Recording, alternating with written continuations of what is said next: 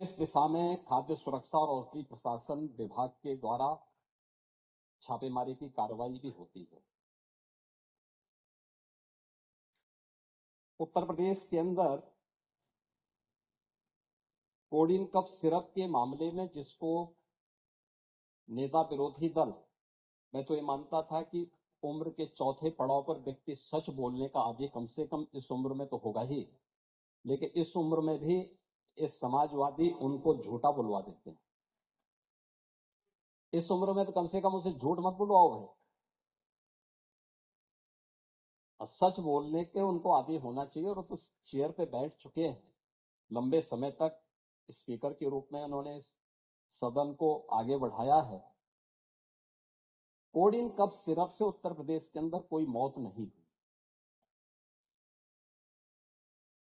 एक दूसरा, इस मामले में एनडीपीएस के अंतर्गत कार्रवाई होगी। ये उत्तर प्रदेश सरकार इस मामले को कोर्ट में जीती है, उत्तर प्रदेश ने इस मामले को लड़ा है। तीसरा, उत्तर प्रदेश में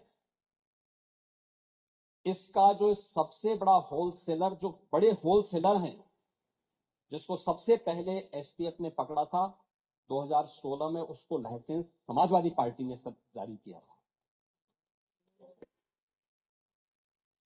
जो फोटो रिलीज हो रही है,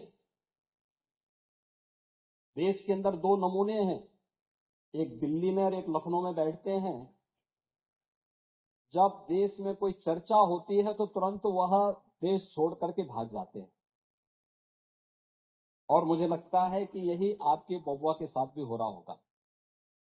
वह भी देश से फिर जाएंगे इंग्लैंड की सैर सपाटे में, और आप लोग यहां चिल्लाते रहेंगे। महोदय, कोडिन कफ सिरप का मुद्दा जो इन्होंने उठाया है, मुद्दा था नकली दवाओं के सेवन के कारण होने वाली मौतों का।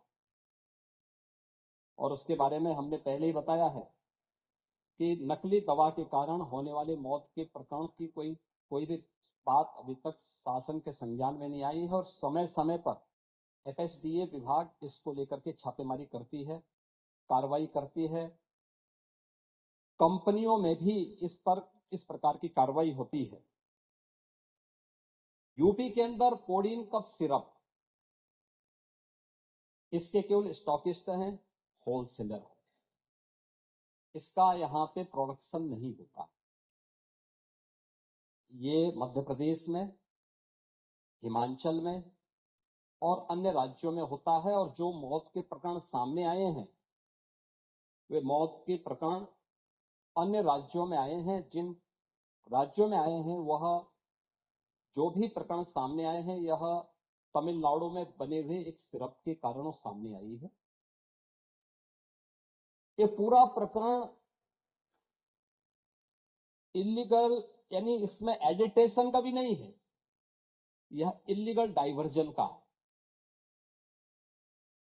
इस डाइवर्जन के माध्यम से इन होलसेलर ने, जिसमें सहारनपुर का भी है, गाजियाबाद का भी है, वाराणसी का भी है, लखनऊ का भी है और कानपुर का भी है, इन लोगों ने इसको उन देशों में पहुंचाया है, उन राज्यों में पहुंचाया है जहां मद्य निषेध है, लेकिन वहां पे नशे के आदि लोगों को इसको लेने की एक आदत सी है, तो वहां पर उसका दुरुपयोग किया गया है। जबकि बिना चिकित्सीय परामर्श के इसका सेवन नहीं हो सकता, खासतौर पर बच्चों के लिए। एडल्ट भी चिकित्सीय परामर्श से ही इसका सेवन करता है। कौन ऐसा व्यक्ति है जिसने कफ सिरप नहीं लिया? खांसी होती है, हर व्यक्ति लेता है, लेकिन चिकित्सीय परामर्श से उसमें लिखा जाता है। क्योंकि पढ़ाई लिखाई से आप लोगों का कोई वास्ता है नहीं, इसलिए आप लोग हमेशा इस प्रकार की बातें करते हैं। अब आज पहले अब सुन लीजिए ना, आपने पूरी बात बोली तो हम लोगों ने आपकी बात सुनी, आप लोग चिल्लाते रहे तब भी हम आपकी बात सुनते रहे। अब कम से कम हमारी बात तो सुन लें।